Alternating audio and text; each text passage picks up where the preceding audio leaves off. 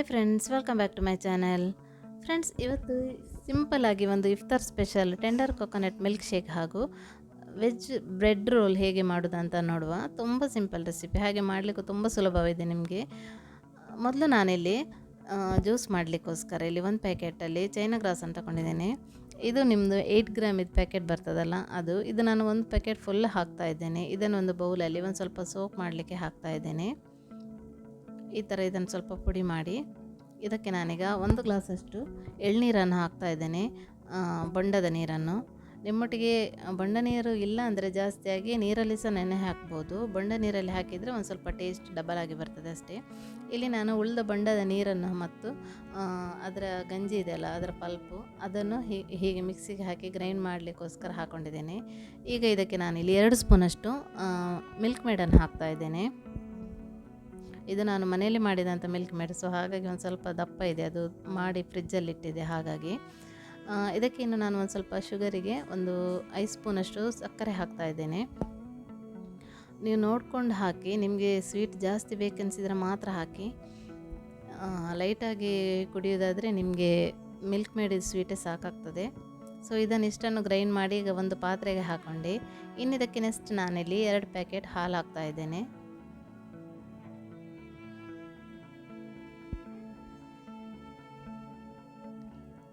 ಎರಡು ಪ್ಯಾಕೆಟ್ ಹಾಲನ್ನು ಹಾಕಿದ ಮೇಲೆ ಈ ಥರ ಮಿಕ್ಸ್ ಮಾಡುವ ಒಂದು ಸಲ.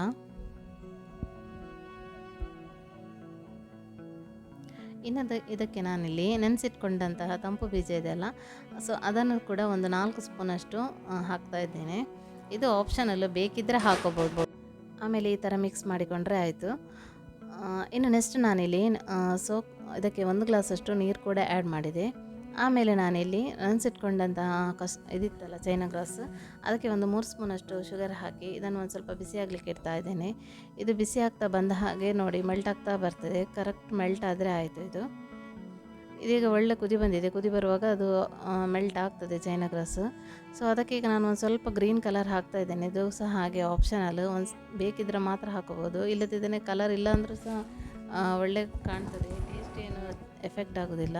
ಸೊ ಹಾಗಾಗಿ ಕಲರ್ ಬೇಕಿದ್ರೆ ಮಾತ್ರ ಹಾಕೊಳ್ಳಿ. ಈಗ ಇದು ಎಲ್ಲ ಒಳ್ಳೆ ಮೆಲ್ಟ್ ಆಗಿದೆ ನೋಡಿ ಚೈನಾ ಗ್ರಾಸ್. ನೆಕ್ಸ್ಟ್ ನಾನಿಲ್ಲಿ ಇದು ಒಂದು ಪಾತ್ರೆಗೆ ಹಾಕ್ತಾ ಇದ್ದೇನೆ. ಈ ಥರ ಸಟ್ಟಾಗಲಿಕ್ಕೋಸ್ಕರ ನಾನೊಂದು ಪಾತ್ರೆಯಲ್ಲಿ ಹಾಕ್ತಾ ಇದ್ದೇನೆ. ಇದು ಫುಲ್ಲು ತಣ್ಣಗಾದ ಮೇಲೆ ಇದನ್ನು ಪೀಸ್ ಮಾಡಲಿಕ್ಕೆ ಒಳ್ಳೆಯದಾಗ್ತದೆ.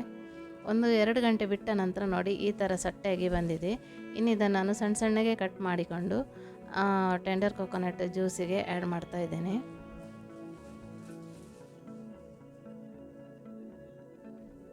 ಈ ಥರ ಸ್ಕ್ವೇರ್ ಪೀಸ್ ಮಾಡಿ ಇದಕ್ಕೆ ಆ್ಯಡ್ ಮಾಡಿದರೆ ಆಯಿತು. ಈಗ ನಮ್ಮ ಟೆಂಡರ್ ಕೊಕೊನಟ್ ಮಿಲ್ಕ್ ಶೇಕ್ ಕಲರ್ಫುಲ್ಲಾಗಿ ರೆಡಿಯಾಗಿ ಬಂದಿದೆ ನೋಡಿ. ಇನ್ನು ಇದನ್ನು ಸರ್ವ್ ಮಾಡ್ತಾ ಇದ್ದೇನೆ. ನಮ್ಮ tender coconut milk shake ready ಆಯಿತು. ನೆಕ್ಸ್ಟ್ ಇಲ್ಲಿ ನಾನು ವೆಜ್ ರೋಲ್ ಮಾಡಲಿಕ್ಕೋಸ್ಕರ ಈ ಥರ ಬ್ರೆಡ್ ಪೀಸನ್ನು ಇದರ ಬದಿಯ ಸೈಡ್ ಸ್ಕ್ವೇರ್ ಪೀಸ್ ನೋಡಿ ಇದೆಯಲ್ಲ, ಅದನ್ನೆಲ್ಲ ಕಟ್ ಮಾಡಿ ಈ ಥರ ತೆಗೆದಿಟ್ಕೊಂಡಿದ್ದೇನೆ. ಸೊ ನಮಗೆ ಮಿಡ್ಲ್ ಪೀಸ್ ಮಾತ್ರ ಸಾಕು. ಈ ಸೈಡ್ ತೆಗೆದಿಟ್ಟ ಎಕ್ಸ್ಟ್ರಾ ಪೀಸ್ ಇದೆಯಲ್ಲ, ಅದನ್ನು ಈ ಥರ ಮಿಕ್ಸಿಗೆ ಹಾಕಿ ಕ್ರಮ್ಸ್ ರೆಡಿ ಮಾಡಿಕೊಂಡ್ರೆ ಆಯಿತು. ನೆಕ್ಸ್ಟ್ ನಾನಿಲ್ಲಿ ಮಸಾಲೆ ರೆಡಿ ಮಾಡ್ತಾ ಇದ್ದೇನೆ. ಒಂದು ಫ್ರೈ ಪ್ಯಾನಿಗೆ ನಾವು ಒಂದು ಸ್ವಲ್ಪ ಆಯಿಲ್ ಹಾಕಿ ಇದಕ್ಕೆ ನಾನು ಒಂದು ಮೀಡಿಯಮ್ ಸೈಜಿನ 2 ಈರುಳ್ಳಿಯನ್ನು ಕಟ್ ಮಾಡಿ ಇದಕ್ಕೆ ಫ್ರೈ ಮಾಡಲಿಕ್ಕೆ ಹಾಕ್ತಾ ಇದ್ದೇನೆ.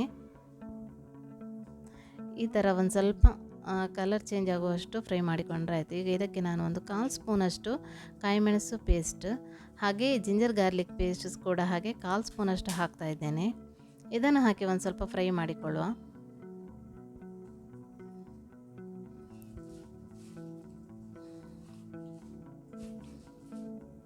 ನೆಕ್ಸ್ಟ್ ನಾನಿಲ್ಲಿ ಒಂದು ಸ್ವಲ್ಪ ಉಪ್ಪು ಹಾಕ್ತಾ ಇದ್ದೇನೆ. ಉಪ್ಪು ನೋಡಿ ಹಾಕಿದರೆ ಆಯಿತು. ನಾವು ಆಲೂಗಡ್ಡೆ ಬೇಯಿಸುವಾಗ ಅದಕ್ಕೆ ಸಹ ಉಪ್ಪು ಹಾಕೋದ್ರಿಂದ ಸ್ವಲ್ಪ ನೋಡಿ ಹಾಕಿ. ಇಲ್ಲಿ ಹಾಗೆ ನಾನು 1 ಸ್ಪೂನಷ್ಟು ಚಿಕನ್ ಮಸಾಲ ಹುಡಿ ಹಾಕ್ತಾ ಇದ್ದೇನೆ. ನೆಕ್ಸ್ಟ್ ಇದಕ್ಕೆ ನಾನಿಲ್ಲಿ ಒಂದು ಸ್ವಲ್ಪ ಕೊತ್ತಂಬರಿ ಸೊಪ್ಪು ಹಾಕ್ತಾ ಇದ್ದೇನೆ. ಎಲ್ಲ ಹಾಕಿ ಒಂದು ಸ್ವಲ್ಪ ಮಿಕ್ಸ್ ಮಾಡಿದರೆ ಇದು ತುಂಬ ಇದೇನು ಫ್ರೈ ಆಗಬೇಕಂತ ಹೇಳಿ ಏನಿಲ್ಲ. ಒಂದು ಸ್ವಲ್ಪ ಅರಿಶಿನ ಹುಡಿ ಹಾಕ್ತಾ ಇದ್ದೇನೆ. ಒಂದು 1/4 ಟೀ ಸ್ಪೂನಷ್ಟು ಹಾಕಿದೆ ಅಷ್ಟೇ. ಇನ್ನು ನೆಕ್ಸ್ಟ್ ಇಲ್ಲಿ ನಾನು ಒಂದು ಮೀಡಿಯಮ್ ಸೈಜಿನ 2 ಆಲೂಗಡ್ಡೆ ಬೇಯಿಸ್ಕೊಂಡಿದ್ದೆ, ಅದನ್ನು ಕೂಡ ಇದಕ್ಕೆ ಈ ಥರ ಸ್ಮ್ಯಾಶ್ ಮಾಡಿ ಇದಕ್ಕೆ ಆ್ಯಡ್ ಮಾಡ್ತಾ ಇದ್ದೇನೆ. ತುಂಬ ಈಸಿಯಾಗಿದೆ ಮಾಡಲಿಕ್ಕೆ ಈ ಬ್ರೆಡ್ ರೋಲು. ನೀವು ಒಂದು ಸಲ ಟ್ರೈ ಮಾಡಿ ನೋಡಿ, ಬೇಗ ಆಗ್ತದೆ ನಿಮಗೆ, ತುಂಬ ಕೆಲಸ ಏನಿಲ್ಲ, ಬೇಗ ರೆಡಿ ಮಾಡ್ಬೋದು, ತುಂಬ ಟೈಮ್ ಬೇಕಾಗಿ ಏನಿಲ್ಲ. ತಿನ್ನಲಿಕ್ಕೂ ಕೂಡ ತುಂಬ ಟೇಸ್ಟಿಯಾಗಿ ಸಹ ಬರ್ತದೆ ಇದು. ಈ ಥರ ಎಲ್ಲ ಮಸಾಲೆ ಒಂದೇ ಥರ ಎಲ್ಲ ಕಡೆ ಸ್ಪ್ರೆಡ್ ಆದರೆ ಸಾಕು. ನಮ್ಮ ಆಲೂಗಡ್ಡೆ ಜೊತೆ ಎಲ್ಲ ಮಿಕ್ಸ್ ಆದರೆ ಸಾಕು. ನೆಕ್ಸ್ಟ್ ಇಲ್ಲಿ ನಾನು ಕಟ್ ಮಾಡಿ ಇಟ್ಕೊಂಡಿದ್ದೆ ಅಲ್ಲ ಬ್ರೆಡ್, ಅದನ್ನು ಒಂದು ಸ್ವಲ್ಪ ಈ ಥರ ರೋಲ್ ಮಾಡ್ಕೊಳ್ತಾ ಇದ್ದೇನೆ.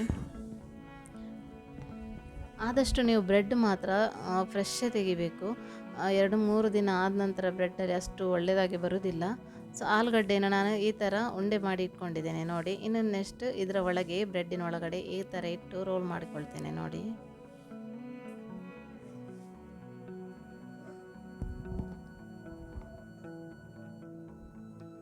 ಇನ್ನಿದು ಈ ಥರ ಫುಲ್ ಕವರ್ ಆಗದಿದ್ರೂ ಏನಾಗಲ್ಲ. ನೆಕ್ಸ್ಟ್ ಎಗ್ಗಲ್ಲಿ ಡಿಪ್ ಮಾಡಬೇಕಾದ್ರೆ ಅದು ಸರಿ ಆಗ್ತದೆ. ಇಲ್ಲಿ ನನ್ನ ಬ್ರೆಡ್ ಕ್ರಮ್ಸ್ ನೋಡಿದ್ರಲ್ಲ, ರೆಡಿಯಾಗಿದೆ. ನೆಕ್ಸ್ಟ್ ಇಲ್ಲಿ ನಾನು ಒಂದು ಬೌಲಿಗೆ 2 ಮೊಟ್ಟೆ ಹಾಕಿ ಅದಕ್ಕೆ ಒಂದು ಸ್ವಲ್ಪ ಉಪ್ಪು ಹಾಕಿ ಈ ಥರ ಪೇಸ್ಟ್ ಕೂಡ ರೆಡಿ ಮಾಡ್ಕೊಳ್ತೇನೆ ಮೊಟ್ಟೆಯದ್ದು.